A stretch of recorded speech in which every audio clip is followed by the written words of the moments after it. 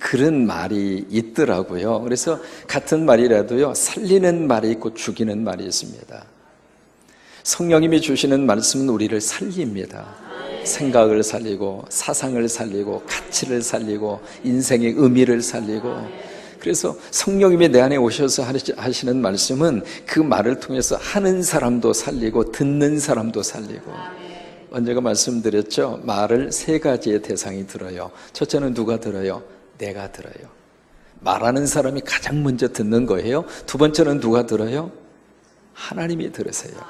세 번째는 누가 들어요? 마귀와 사탄이 들어요. 그래서 내가 무슨 말을 하느냐에 따라서 나도 듣지만 하나님이 들으시고 마귀와 사탄이 듣기 때문에, 사탄이 좋아하는 말을 하면 누가 움직일 것 같아요? 사탄이 움직여요. 계속 사탄이. 그리고 하나님이 좋아하는 말을 하면 누가 움직이겠어요? 대답 잘이요. 그러니까 내가 지금 하고 있는 말이 누구를 기쁘시게 하는 말이냐, 누구의 마음에 흡족한 말을 하느냐에 따라서 그 말을 듣는 대상이 움직임이 다르다 이 말이에요. 하나님이 움직이시면은 그 말을 하는 사람이나 듣는 사람을 살립니다.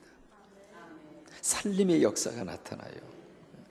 그래서 은혜를 받고 성령으로 충만하면 가장 먼저 말이 살아요. 여러분, 우리 자녀들 속에 말이 막 살아났으면 좋겠어요. 긍정적인 말이 살아나고, 서로 이렇게 위로를 하는 말이 살아나고, 서로 격려하는 말이 살아나고요. 그리고 은혜를 받고 성령을 받으면 행동이 살아나요. 가만히 있을 수가 없습니다. 막 움직여요. 움직이는데 그냥 어스렁 세워라 이렇게 움직이는 게 아닙니다. 성령을 받고 은혜를 받으면 막 뛰어다니는 거예요. 막 뛰어다니는 거예요. 열심히 내가 좀 뛰잖아요. 막 뛰어다니는 거예요. 왜요? 같은 시간을 살면서도 24시간을 사는 사람이 있고 24시간을 40시간처럼 사는 사람이 있어요.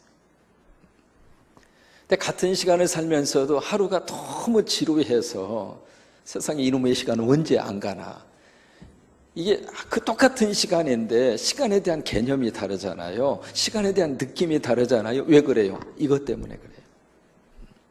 내 속에 어떤 기쁨이 충만하고 내 속에 뭔가 보람이 있는 일을 하고 내 속에 하나님이 원하시는 그 일을 하면은요, 그 시간 자체가 너무 은혜 가운데 흘러가기 때문에 지루할 수가 없어요. 같은 시간을 살면서도 그 시간을 어떻게 쓰느냐에 따라서 시간에 대한 의미성이 내 삶 속에 새롭게 해석이 되고 새롭게 다가오게 되어져 있는 거거든요. 그러니까 성령을 받고 은혜를 받으면 그냥 시간 자체가 그냥 재밌어! 그냥 재밌는 거예요. 무슨 놈의 설교 이렇게 길게 해요? 시계 볼 시간이 없어. 그냥 아메라도 보니까 끝나버렸어. 더 했으면 좋겠는데 왜 이렇게 빨리 끝낸다냐. 이쪽 표정이 그런 것 같아요. 이게요, 집중을 하면 사람이 생각과 느낌이 틀리는 거예요. 그러니까 모든 것들 속에 잠언서에 그 말씀을 주시잖아요. 무릇 지킬 만한 것 가운데 내 마음을 지켜라. 생명의 근원이 이에서 남이니라. 그 생명의 근원이라고 하는 것이 뭐냐면 well of spring.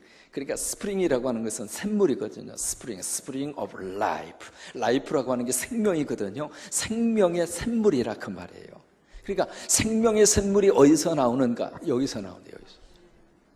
다른 데서 생명의 샘물이 터지는 것이 아니라 내 속에서 터지는 거거든요. 내 속에서 생명의 샘물이 터지는데 그 생명의 샘물이 터지는 곳이 마음이기 때문에 무릇 지킬 만한 것 가운데 내 마음을 지켜라. 마음을 지키는 것이 최고로 잘 지키는 거예요. 물질을 지키고 건강을 지키고 다른 것 지킬 게 많잖아요. 그래도 마음을 뺏기면 그 모든 것들이 다 무너지는 거예요. 다른 것은 좀 부족하다 할지라도, 다른 것은 좀 없다 할지라도 마음을 뺏기지 않으면, 마음을 붙들고 있으면, 마음속에 은혜가 있으면 이 아멘 할 때까지 한다 이 말이에요. 이 말은 이제는 눈치가 좀 비슷하게 가야 돼요. 그래서 내 마음만 하나님의 은혜로 채워져 있으면, 마귀와 사탄에게 빼앗기지 않으면 다시 일어설 수 있어요. 다시 일어설 수 있어요. 사람은 살다 보면 넘어질 수 있어요, 없어요? 넘어질 수 있다고요. 여러분, 가다가 넘어지는 것은 정상이에요. 왜? 넘어지지 않는 사람이 비정상이지. 다 넘어지게 되어져 있거든요. 돌불에 취해서 넘어지든 실수로 넘어지든 어떤 사건을 통해서든지 다 넘어져서 사람이 일어나면서 사는 거거든요. 여러분 어렸을 때 정희 씨 어디 있어? 신정희 씨. 신정희 씨. 오케이. 봤더니 목사님이 옛날에 우리 숙대에서 놀았거든. 제가 숙대 앞에서 놀았어. 그냥 믿어주세요. 놀았어 거기서. 왜냐면 제가 미국 가기 전까지 용문동 도원동 거기 용산제일교회 거기서 있었거든요. 그래서 거기가 효창운동장 바로 건너편에 있어서 효창운동장 딱 그래서 언덕길을 올라가면 올라가지 정이? 올라가서 이렇게 보면 거기에 숙명여자대학이 있고 그 대학 앞에 거기를 자주 내가 가서 내가 놀던 동네예요. 거기서. 우리 정희 씨가 이제 추석을 기해서 지금 집에 왔는데요. 어렸을 때 태어나자마자 태어나는 순간부터 오마니 정희가 벌떡 일어났어요. 수없이 넘어졌다 일어나고 넘어졌다 일어나고 넘어졌다 일어나고 그리고 일어나서 지금 저렇게 다니는 거예요. 똑같은 원리예요. 넘어지는 것은 누구든지 다 넘어질 수 있거든요. 문제는 일어서면 돼요. 다시 일어서면 돼요. 그러나 마음이 넘어지면 마음을 놓치고 나면 마음이 부서지고 나면 더 이상 일어날 수 있는 기력이 없는 거예요. 그래서 우리나라 속담에도 그 말이 있잖아요. 호랑이에 물러가도 몸만 차리면. 그게 그거예요. 그러니까 마음을 붙들고 있으면 마음을 지키고 있으면 마음을 빼앗기지 않으면 상황이 어떻든지 간에 다시 일어설 수 있어요. 여러분 일어나면 됩니다. 왜요? 영원히 자빠지도록 하나님이 내버려 두지 않아요. 그래서 그런 이야기 합니다. 우리가 넘어질 수는 있어도 그러니까 다운은 당해도 케어편은 당하지 않는다. 다운은 당할 수 있어요. 한번 얻어 맞고 다운 될 수 있죠. 실패할 수도 있고 넘어질 수도 있고. 그러나 우리가 영원히 케어패 당하진 않아요. 왜? 하나님이 계시기 때문에. 하나님이 도와주시니까. 하나님이 우리를 사랑하시니까. 하나님이 우리를 쓰실 계획을 가지고 계시니까. 그런데 마음을 다운당하면, 마음을 빼앗겨버리면 더 이상 일어날 수 있는 기력이 없는 거예요. 그래서 우리가 마음을 하나님에게 딱 붙들려서 살면 우리 삶 자체가요 막 행동이 막 살아나는 거예요. 눈빛이 살아나고 행동이 살아나고. 목사님 내가 지금 나이가 몇 살인데 그런 말씀을 하십니까? 나이가 무슨 상관? 내 나이가 어때서? 야야야 내 나이가 어때서? 자자 내 나이가 어때? 제가요 93살 잡수신 분이 쓴 글을 봤습니다. 93살. 이분이 은퇴를 하시고 남들보다 은퇴 준비를 참 잘하셨어요. 그래서 은퇴를 딱 하는 순간 내 인생 제대로 살았다. 이제 그 은퇴한 후에 이제는 노후 편안하게 연금 받아서 편안하게 살리라. 그렇게 생각을 하셨어요. 하시고 나서 이분이 65세 은퇴를 하시고 나서 93세가 됐으니까 몇 살이 흘렀어요? 계산 안 되면 하지 마세요. 이거 계산 안 되는 분은 장사하시면 곤란합니다. 그래서 이분이 93세가 돼서 은퇴를 하시고 나서 거의 30년 가까이 사신 거예요. 그래서 이분이 땅을 치고 후회하는 거예요. 왜냐하면 내가 젊어서 일을 한 기간보다도 은퇴를 해서 산 인생의 기간이 더 많은 거예요. 그때 나는 은퇴를 한 그 순간부터 죽을 날만 생각하고 하루하루 산 거예요. 그래서 30년의 세월이 지난 다음에 너무 그 세월이 후회스러운 거예요. 내가 65세 은퇴하는 그때부터 뭔가를 했다면, 뭔가를 시도했다면 어떤 거든지 좋아요. 악기를 하시든 아니면 뭐 하고 싶은 것을 취미생활을 하시든 뭔가를 하든지 간에 그것을 하나를 내가 집중적으로 가지고 30년 동안 한 우물을 팠다면 나는 지금 정상에 올라와 있을 거란 말이에요. 그래서 93세 잡수신 할아버지가 그 이야기를 쓰면서 그 다음이 충격적입니다. 자기가 지금 영어를 배운대요. 영어를 배우는 이유는 앞으로 20년 후에 후회하지 않으려고.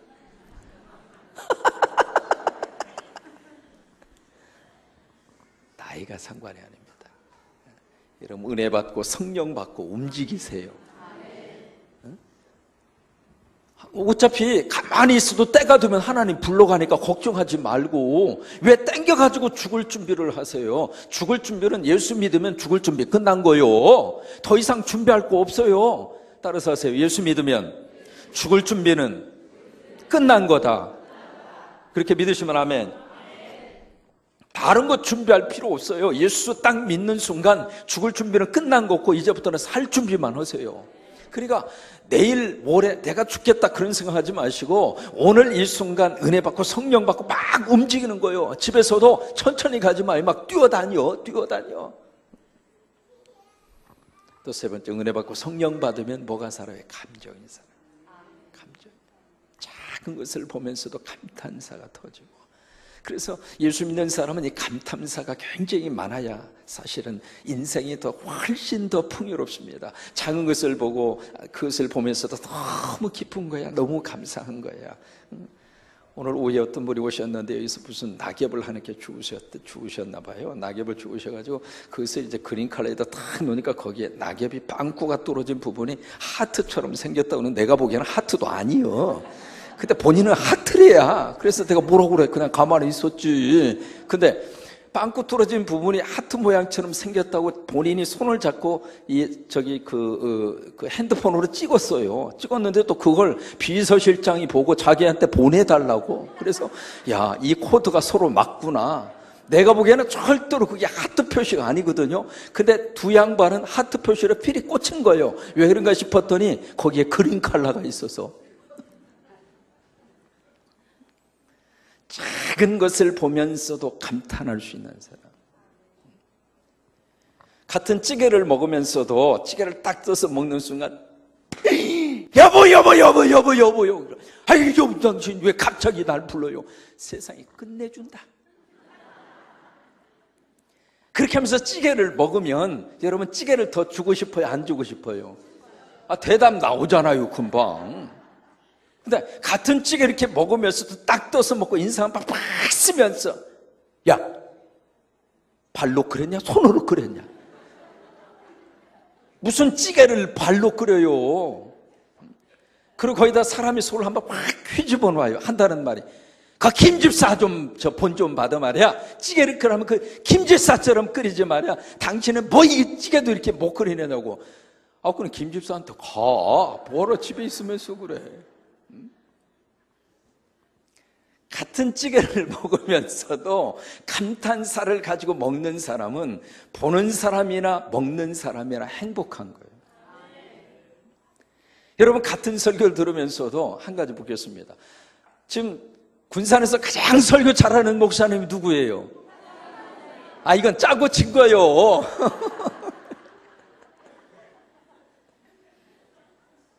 여기에 지금 남의 교인이 안 왔으니까 다행이지. 남의 교인이 왔으면 저 교인은 그런 것까지 짜고 친다고 그러니까 남의 교인이 왔을 때는 그러지 마요. 근데 다시 한번 묻습니다. 대한민국에서 설교 가장 잘하는 목사님이 누구예요? 물 한 잔 마시고 나 정신 좀 차리고. 가끔 가다가 제가 모처럼 만에 한국에 와서 집회를 할 때가 있잖아요. 그 집회할 때 한번 물어봤어요. 대한민국에서 가장 설교 잘하는 목사님 그랬더니 초반전에 그러니까 80년, 90년도 그때는 조 누구누구가 나왔어요. 내 영혼의 잘림같이 범사가 잘되고 강건하기는 내가 믿습니다. 이제 그 조 누구누가 이렇게 나왔거든요. 나왔는데 제가 이제 2000년대 후반 들어서 그러니까 그 5년, 한 5년 그 정도 된 것 같아요. 그 정도 돼서 그때 와가지고 그때 물어봤어요. 한국에서 가장 설교 잘하는 목사님 누구예요? 그랬더니 장 누구누구가 나오더라고. 근데 장 누구누구 그분은요, 제가 LA에서 목회할 때 우리 교회 2번이나 내가 부흥 강사로 모신 거예요. 이분이 오셨는데 얼마나 웃기는지. 하여튼 예배 마치고 전부 다 오줌 싸서 얼마나 웃겼는지. 이 양반이 이제 와가지고 설교 딱 시작하기 전에 자기는 유문 공연차 왔대. 그러니까 이민사유생이 얼마나 고생하고 있는 심심한 위로의 말씀을 드립니다. 그러면서 무슨 그 이민자들을 완전히 그냥 들었다 놨다 하면서 얼마나 웃겼는지 나중에 웃고 나니까 내가 무슨 설교 들었는지 기억이 안 나는 거예요.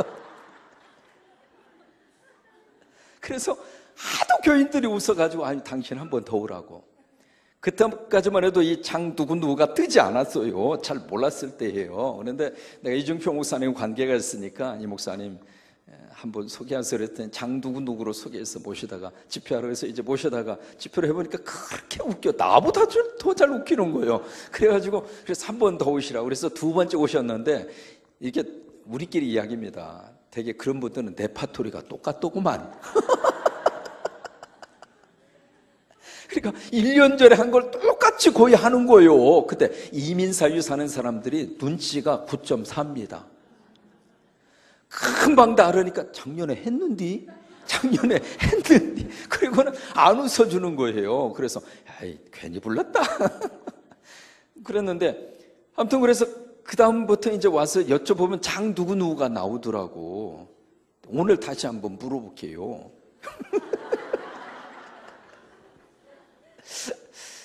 여러분, 성광교에서 가장 설교 잘하는 목사님 누구예요? 이게 같은 설교를 들으면서도 가만히 앉아가지고 저것도 설교냐? 아이고 그러고 있으면 피차간의 곤란이요. 같은 설교를 들으면서도 그래서 기왕이면 그 예배에 참석해서 말씀을 듣고 있잖아요. 기왕 그 말씀을 듣는 순간은 내가 최고의 말씀을 먹는다. 세계에서 끝내주는 말씀을 먹는다. 이 세상의 최고의 꼴을 먹는다. 그렇게 생각하면 설교하는 사람이나 그 말씀을 먹는 사람이나 행복한 거예요. 집에서도 마찬가지고 교회에서도 마찬가지예요. 그래서 우리가 이게 은혜를 받고 성령을 받아서 좀 감탄사가 좀 살아나요. 작은 것 속에서도 감탄할 줄 알고 작은 것 속에서도 뭔가 이렇게 표현할 줄 알고. 오늘 송편 믿지 않고 와주셔서 너무 고마워요. 짱이야요. 끝내줘요. 여러분 서로 보시면서 한번 칭찬하는 말을 감탄사를 섞어서 그렇게 하면 만약에 머리를 볶고 왔으면 어머머머머머 머리를 코 볶았네. 아니 뭔가 이렇게 칭찬할 만한 것을 하나 기억을 하시고 이 시간에 서로 한번 감탄사를 섞어서 한번 칭찬해 주셨으면 좋겠어요. 뒤에 있는 분 앞에 있는 분 한번 지금 1초만 생각하세요. 뭘 칭찬할까 생각을 하시고 자 지금 시작.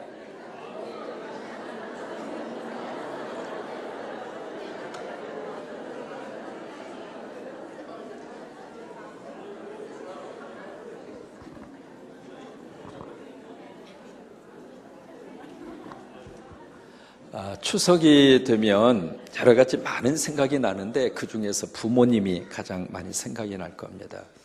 부모님이 가장 먼저 생각이 나는데 사람이 태어나서 가장 먼저 하는 말이 엄마입니다.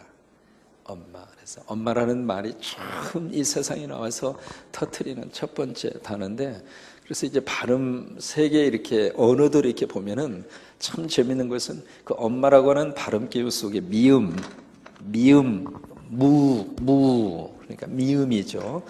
미음 들어가는 그 발음이 거의 다 들어있더라고요. 제가 조사한 바에 의하면은 뭐 영어로는 이제 mother에서 미음자가 들어가 있고 독일어는 mutter에서 미음자가 들어가 있고 히브리어 헬라어를 봐도 마찬가지 M이거든요. M이라고 하는 말, 그 이제 미음자가 들어 있고요. 한국말로도 엄마. 또 우리는 하도 아이들이 하는 말을 얼마나 부모님들이 잘 해석을 하는지 엄마라고 안 해도 엄마 이미 다 우리가 해석해서 듣잖아요. 근데 거기 해서 이 미음자 발음이 거의 다 공통적으로 들어있어요. 그래서 사람이 태어나서 가장 먼저 접촉하는 대상이 엄마이고 처음에 입을 열어서 말하는 그 터져나오는 단어가 엄마. 처음부터 엄마 그런 사람은 없잖아요. 그래서 이제 해서 미음자 발음으로 가면서 되게 이제 엄마라고 하는 단어를 가장 먼저 해요. 그래서 추석이 되면 그 부모에 대한 생각, 엄마에 대한 그리움 그런 것들이 많이 생각이 나잖아요. 그래서 이 시간에 아마 잘 안 불러보셨을 것 같아요. 576장을 한번 펴보세요. 576장 우리 지휘자님의 도움을 좀 우리들이 받고 싶어요. 잘 안 불러보셨을 터인데 서로 찬송가가 개편이 되면서 우리 한국분이 작사 작곡한 찬송이 좀 많이 들어있는데 576장 576장 한번 가사 띄울 수 있나요? 576장 하나님의 뜻을 따라 태어난 생명. 우리 어머님을 생각을 하면서 이걸 한번 불러봤으면 좋겠는데, 우리 반주 방송실에 가능한가요? 576장 우리 반주가 가능할까요? 네, 한번 해봤으면 좋겠네요. 네. 576장 우리 방송실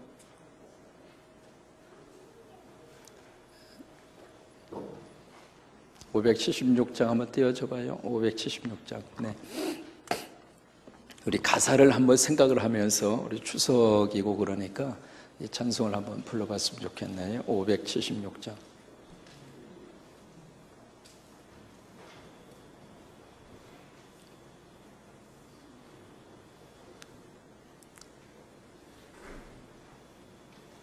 (576장) 방송실에 아무도 없나요? 네, 한번 해보시죠. 네.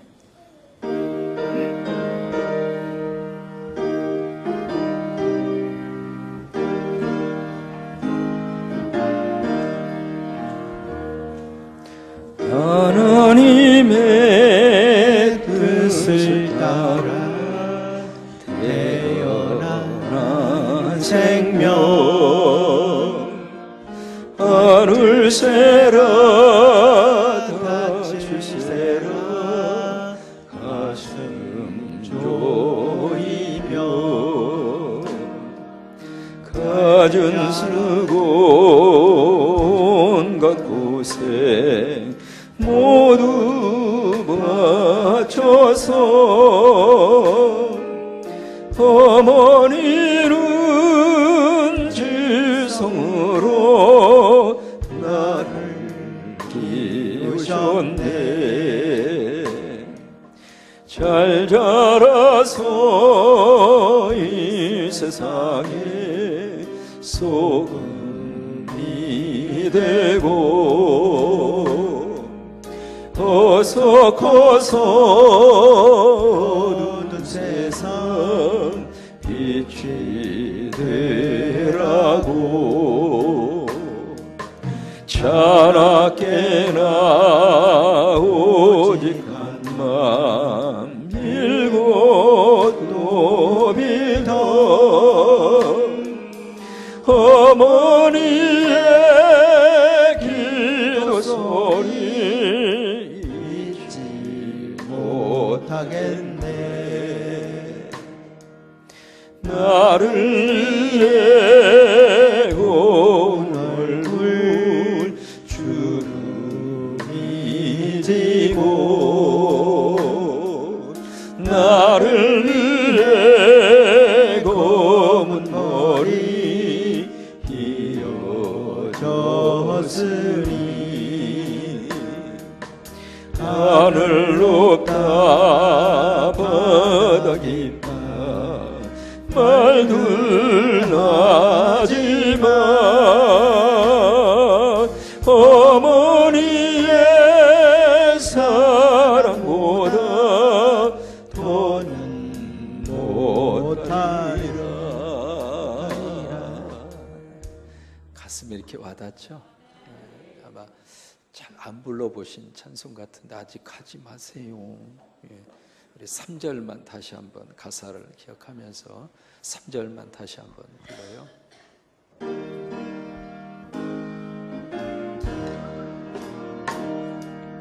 나를 내고 온 얼굴 주름이 지고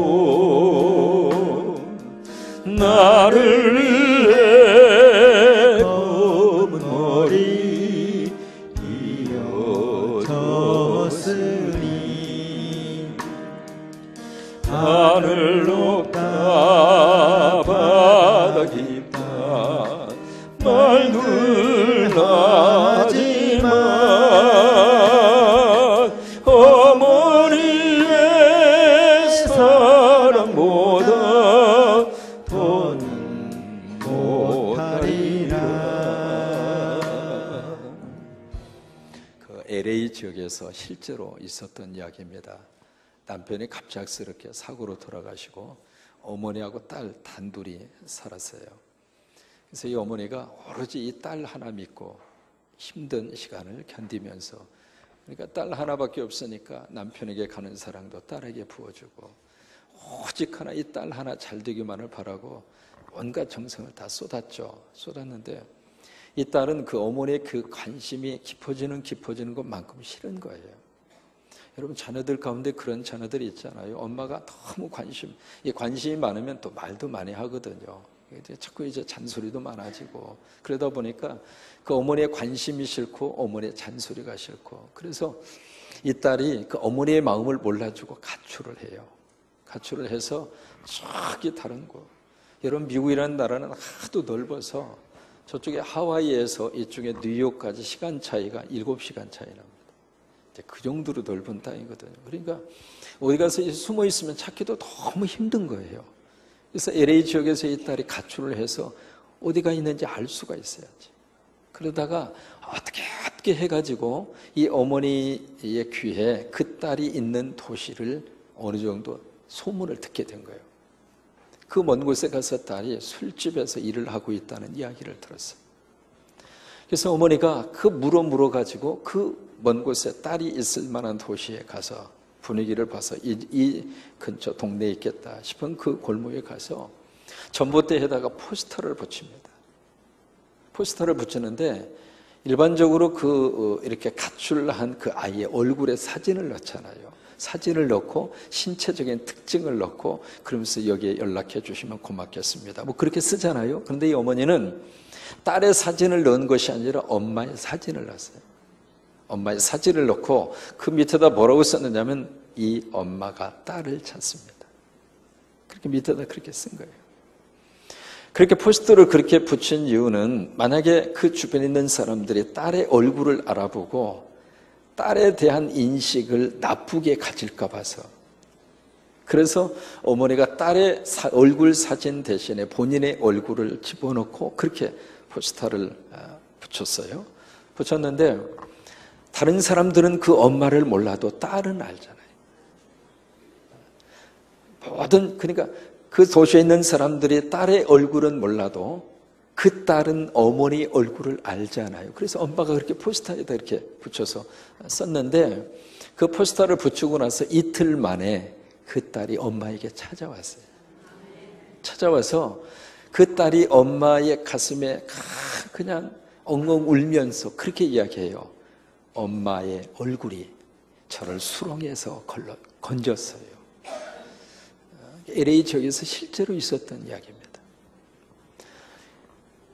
여러분, 그게 엄마고 그게 아빠예요. 내 얼굴이 다른 사람들에 의해서 어떤 모습으로 인식이 되든 엄마는 괜찮다 이거예요. 딸만 찾을 수만 있다. 딸이 내 품으로 돌아올 수만 있다면 엄마가 희생해서라도 엄마는 그 딸을 찾고 싶은 거예요. 이것이 부모님이 우리에게 주는 사랑이잖아요. 또 하나님이 우리에게 주는 사랑이고요. 여러분, 추석에 부모님의 그 사랑을 꼭 기억하시고 또 효도하는 그런 시간이 될 수 있게 되기를 바라고, 또 하나 추석에 오래간만에 우리가 만나잖아요. 만나면 꼭 부탁을 드리고 싶어요. 여러분, 나이 많이 어느 정도 나이가 된 우리 친구들, 우리 아들이든 딸이든 아니면 조카든 친척이든 오래간만에 만나잖아요. 만나면 가장 듣기 싫은 말이 있어요. 그 말은 의도적으로 안 하셨으면 좋겠어요. 무슨 말인지 아시겠어요? 오래간만에 딱 만났는데 딱 하는 말이 언제 시집 가냐? 다 갈 때 되면 가요.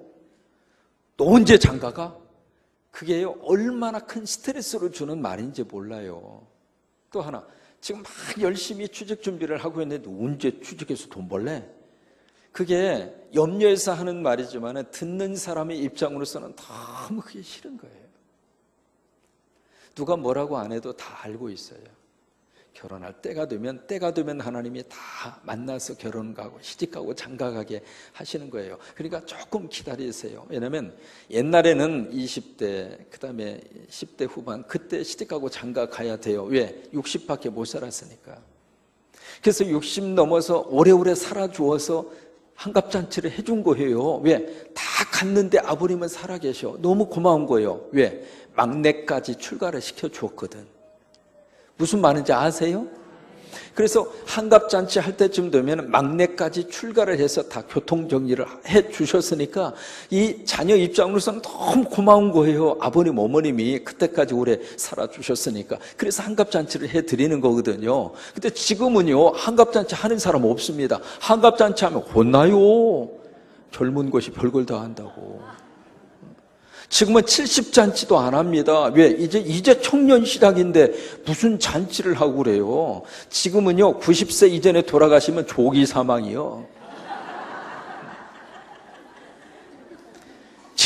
지금 우리가 사는 이 연령대가 달라졌거든요. 그래서 옛날에 20대에 결혼을 해서 30년, 40년 살았다면 지금은 40대, 50대 결혼을 해도 50년, 60년 살아요.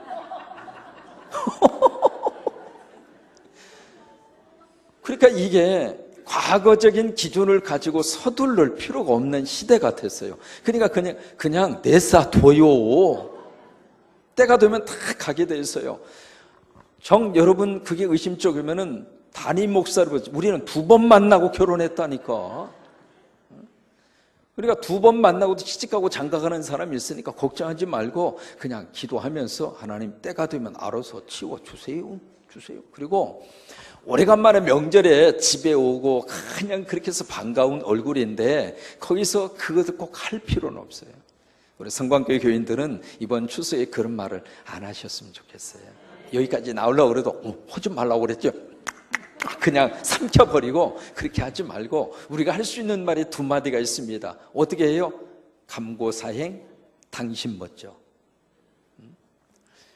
딱 엄지손가락하고 우리 아들이든 딸이든 딱 보면서 감사하다, 고맙다, 사랑한다, 나 너 때문에 행복하다. 그러면은요 껍벅 죽어요. 용돈을 막 더 줄 거예요. 막. 그리고 오래간만에 딱 조카를 만났으면 엄지손가락 딱 하면서 당신 멋져. 그러면은요 무슨 뜻인지도 모르고 좋아해요. 그냥 당신 멋져 하면은 그 말을 듣는 조카가 어이? 왜 이렇게 달라졌어요? 다 그런 거 있어. 우리 교회 누가 왔는데 그 양반이 뭐 그렇게 하라고 그러더라. 그 양반이 누구예요? 알 거 없어. 그냥 교회 와보면 알아. 그래서 이번 추석에 서로 그런 관계들이 이루어졌으면 좋겠어요. 아셨죠?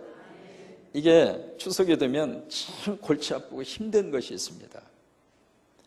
뭐가 그렇게 힘든가? 음식 장만하는 것도 힘들지만은 우리 크리스찬들에게 있어서 참 힘든 것 중에 하나가 바로 뭐냐면 제사와 신앙 문제입니다. 이게요, 우리 한국에 살고 있는 우리 예수 믿는 사람들의 참 이 문턱을 넘어서기가 너무너무 어렵고 또 이것을 제대로 정리하지 않아서 이 명절이 돌아오거나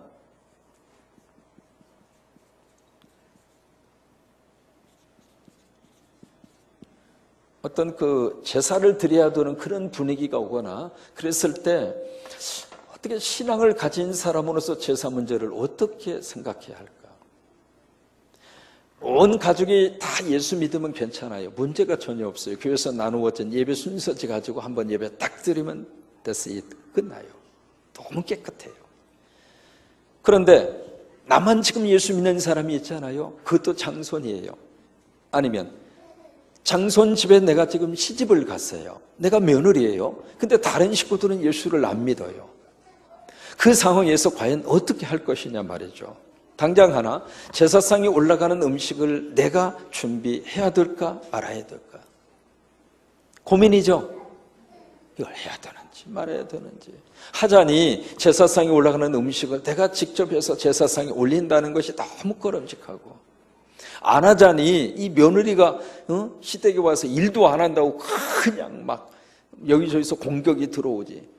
하자니 그렇고 안 하자니 그렇고. 그래서 그 고민과 갈등이 아주 심각한 경우들이 많고요. 그것 때문에 가정에 불화가 생기는 경우들이 참 많아요. 또 하나, 제사상이 차려졌어요. 차려진 그 제사상 앞에 다른 사람이 다 절을 해요.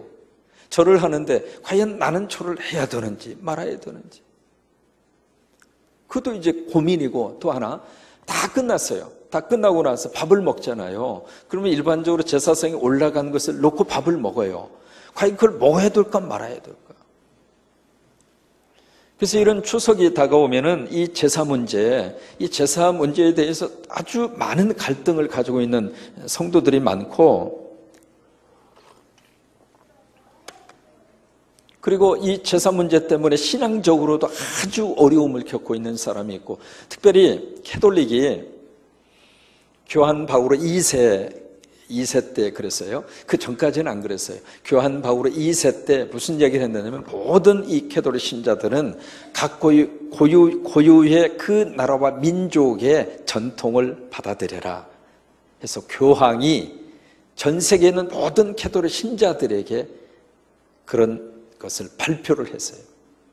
그게 이루어진 다음부터 한국 캐톨릭에 어떤 변화가 생겼는가? 술, 담배는 처음부터 했고요. 제사 문제가 풀렸어요. 그래서 캐톨릭은 제사를 그대로 드립니다. 일반적으로 했던 우리가 생각하는 제사를 캐톨릭은 그대로 받아들여서 그대로 다 해요. 거기서 절 다 하고요. 지금 심지어 추석이 되면은 캐톨릭은 어떻게 하냐면 성당에 미사라고 하는 이름으로 제사를 드립니다. 똑같이 제사상 차려놓고요. 그 앞에서 다 절하고요. 다 해요. 똑같이 해요. 그 전에는 캐톨릭이 그렇게 안 했습니다. 처음에 천주교가 들어왔을 때, 처음에 이 제사 문제 때문에 우리 한국 이 천주교 안에 수없이 많은 사람들이 순교를 당했습니다. 제사 문제 때문에. 제사는 우상숭배라고 배웠거든요. 우상숭배이기 때문에 이 제사상 앞에 절할 수 없고 제사상 차릴 수 없다. 그래서 그 신앙의 자존심을 지키기 위해서 수많은 사람들이 다 죽었어요. 수많은 사람들이 순교를 당했어요. 순교를 당하면서도 제사에 절하지 않았고 산소에 가서 성묘하지 않았고, 그렇게 신앙의 절개를 지킨 게 캐톨릭이에요. 그랬던 캐톨릭이 교한 바오로 2세의 그 시절부터 이제는 완전히 바뀌어진 거예요. 그러면 기독교는 이 제사 문제를 어떻게 볼 것이냐 이거예요. 풀어야 되잖아요. 그냥 어떻게 대충 넘어갈 수가 없잖아요. 그리고 이런 명절이 되면 물어요. 목사님, 그거 어떻게 해야 됩니까? 그래서 오늘 이 시간이 참 우리에게 필요한 시간이라고 생각해요. 이 문제를 어떻게 할 것인가? 두 가지로 말씀드립니다. 첫째로, 이 제사는 유교의 근간을 이루고 있는 것이 제사입니다. 제사는 유교, 영어로 보면 컨퓨저니즘이라고 하는 단어, 컨퓨저니즘. 이 제사는 유교입니다. 유교의 근간을 이루고 있는 것이 제사입니다. 이조 시대만 하더라도 사대부 집안에 제사를 지내는데, 아버님이 돌아가셨잖아요. 아버님, 그 다음에 할아버님, 그 다음에 증조, 그 다음에 고조 그러잖아요. 그러면 아버님부터 생각하면 아버님, 할아버님, 증조, 고조하면 4대를 기일날이 되면 제사를 지냈어요. 4대 제사를 드려요. 매일 기일이 되면, 돌아가신 날이 되면 돌아가신 날 분명히 제사상을 차렸어요. 매 해마다 4대 제사를. 그리고 5대가 되면은 1년에 2번씩 시제를 드렸습니다. 그래서 일반적으로 사대부 집안에서 1년에 제사상을 몇 번을 차리는가, 평균적으로 말을 하는 거예요. 사대부 집안의 평균 1년 제사가 40번입니다. 그러면 한 달에 평균 몇 번이에요? 3번이 넘어요. 한 달에 제사를 3번, 4번 드리고 나면 기둥뿌리가 흔들립니다. 여러분, 아무거나 제사상 올릴 수가 없잖아요. 그게 이제 유교가 가지고 있는 중요한 근간이거든요. 그런데 이 제사가 단순히 조상들에 대한 효성을 표시를 하고 조상들에 대한 어떤 그 생각과 그런 개념에서 나오는 의식이 아니라, 유교에서 말하는 이 제사는 철저하게 귀신과 연관되어져 있는 제사입니다. 귀신. 제사는 삼신에게 드리는 제사예요. 삼신이라고 하는 말을 쓰거든요. 그래서 여러분, 삼신의 비 혹시 들어보셨는가 모르겠어요. 삼신의 비 들어오신 분은 저하고 세대가 같다 그 말이고, 무슨 말인지 모르면 그냥 저하고 조금 틀린 세대를 살고 있는 거예요. 삼신의 비라고 하는 말을 쓰잖아요. 삼신의 비인데 첫째가 천신입니다. 천신. 그러니까 하늘의 신이죠. 그래서 삼신에서 해, 달, 별. 그 다음에 지신, 땅, 산천, 초목. 그 다음에 세 번째가 조고입니다. 조고라고 하는 것은 돌아가신 조상의 귀신입니다. 유교의 제사는 철저하게 귀신에다가 근거를 두고 있는 게 유교의 제사입니다. 그래서 제사상을 차려놓으면 돌아가신 분이 와서 그것을 먹는다고 생각을 한 거예요. 그래서 차려놓지 않으면 귀신이 먹을 게 없어가. 요즘에는 귀신도 아주 한탄을 한대요. 왜 그러냐고 그랬더니 전부 다 가짜를 와가지고, 옛날 제사상은 정성스럽게 해서 다 이렇게 해놨는데 지금은 모조품이 많아가지고 가짜를 갖다가 놓으니까 귀신이 왔다 먹을 게 없어가지고 귀신이 굶고 있대요. 그러니까 귀신이 와서 먹는다고 생각을 한 거예요. 그게 유교에서 말하는 제사의 근본적인 정신 가운데 하나입니다. 그렇다면 이 제사의 정신에 기독교인들은 어떻게 할 것인가? 원칙적으로 제사는 금합니다. 왜요? 우리는 귀신을 섬길 수 없어요. 우리가 이 원칙은 가지셔야 돼요. 캐톨릭이 그러니까 우리도 그냥 따라서 하자. 그게 아닙니다. 그러니까 분명히 성서적으로 이 제사 문제에 대해서는 정리를 딱 하셔야 돼요. 아하, 이 제사는 하나님이 기뻐하지 않는다. 왜? 나는 귀신 섬길 수 없대요. 그럼 그 다음에 현실적으로 나는 그런 믿음을 가졌다 하지만 아까 말씀드린 것처럼 온 가족이 예수 믿으면 문제가 없지만 그렇지 않는 경우는 어떻게 할 것인가? 만약에 제사상에 올라가는 음식을 준비한다. 내가 할 것인가 말 것인가? 이렇게 생각하고 음식을 하세요. 내 식구가 먹을 음식 내가 정성으로 장만하자. 귀신에게 바치는 음식이 아니라 내 식구 입으로 들어갈 음식. 그래서 열심으로 더 하세요. 열심으로 지지고 볶고 그냥 볶을 때도 그냥 하지 말고 그냥 거기다 가락을 그냥 넣어서 그냥 하지 말고 내 주를 가까이 하게 해야만 뒤집어! 그래서 그냥 박자에 맞춰가지고 그러면서만 열심히 신나게 막 절을 볶고 막 음식을 장만하고 그러면 어이 동서 왜요? 뭐 이렇게 신나? 아 그런 거 있어? 그냥 신나? 뭐 이렇게 좋아서 와 봐. 그러니까 이 음식을 목적을 바꾸라 이 말이에요. 여기에 올라가는 걸 생각하지 말고 내 식구 먹을 음식 어차피 먹는 거잖아요. 귀신 와서 먹는 게 아니니까 기독교적인 관점으로 봤을 때는 그렇게 생각하고 열심으로 가서 우리가 할 수 있는 일이 있으면 며느리로서 그 다음에 자녀로서 그 일에 뒷짐지고 있지 말고 열심으로 가서 일을 하세요. 그 다음에 제사상이 차려졌어요. 차려졌으면 그 앞에서 절을 해야 될까 말아야 될까? 지금은요 과거와 달리 내 믿음에 대한 것을 이야기하면 거의 대부분 수용하는 분위기입니다. 과거에는 그게 힘들었어요. 과거에는 쭉 어르신네들이 절을 하는데 그 앞에서 절을 안 하면 쥐어 터졌어요. 담뱃대 긴 걸로 그냥 사정없이 대갈통을 후려쳤어요. 이 싸가지 없는 놈 말이야 막 그러면서 막 후려쳤거든요. 그랬지만 지금은요 내가 예수 믿어요. 나 교회 다녀요. 나는 내 식대로 조상님들 추모하겠어요. 그러면 거의 대부분 그래 너는 네 식대로 해라. 그게 분위기예요. 여러분 맞아요 틀려요? 그러니까 지금은요 그냥 어정쩡해서 이게 엉덩이를 들지 말지 이게 절해야 될지 말지 분위기에 따라서 절을 하다가 이거 아닌데 하고 고개 들다 보면 다 대갈통 숙이고 있어. 어정쩡하게 하지 말고 내 믿음의 태도를 분명히 밝히시고 그 다음에 한 가지 제 식대로 추모해도 되겠습니까? 그러면 그래 그럼 네 식대로 해. 기도를 하세요. 기도를 하는데 그때 기도를 삼박하게 하셔야 돼요. 준비해가지고 가서 하셔야 돼요. 이게 준비 안 하고 하면은 이게요 이 기도가 언제 끝날지 몰라가지고 이게 음식 차려놓고 기도를 20분 한다고 생각해봐요. 그럼 거기 있는 분들이 어떻게 생각하겠어? 아, 교회 가면 기도를 저렇게 그냥 지루하게 하는 모양이다. 그렇게 생각하면 안 되잖아요.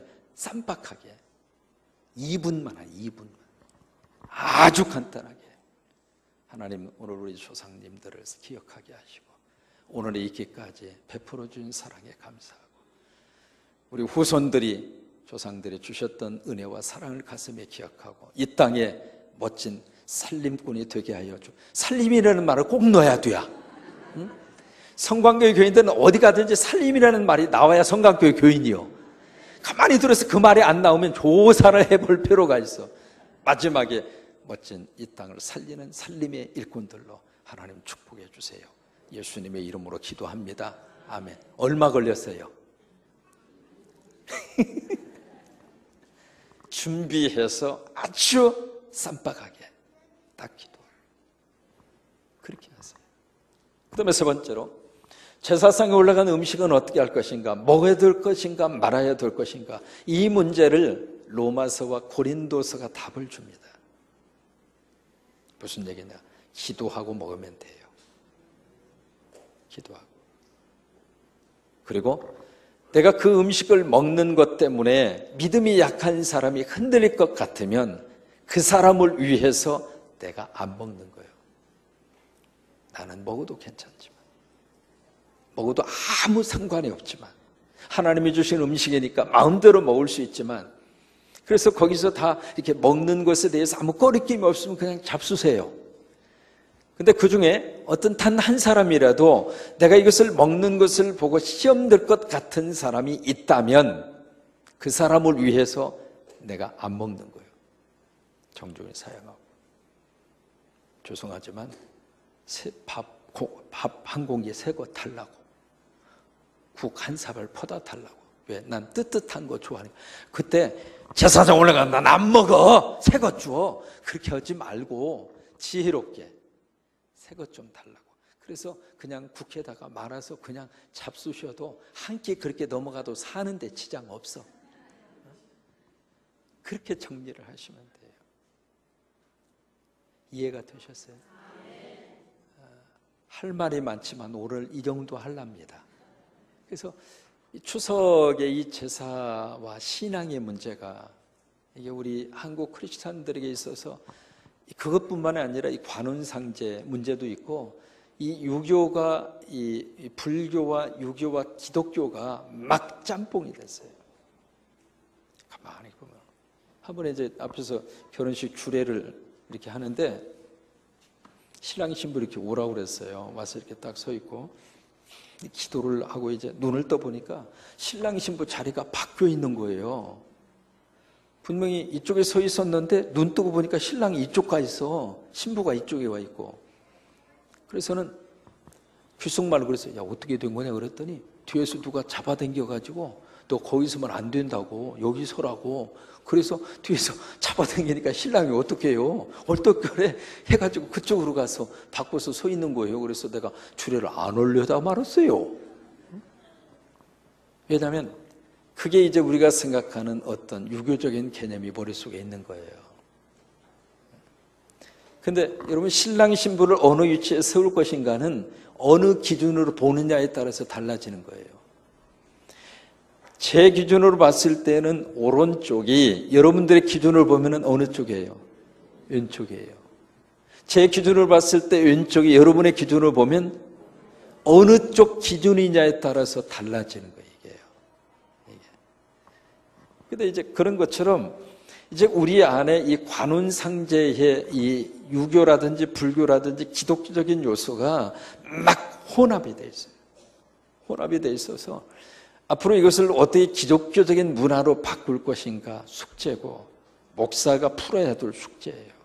하나씩 하나씩.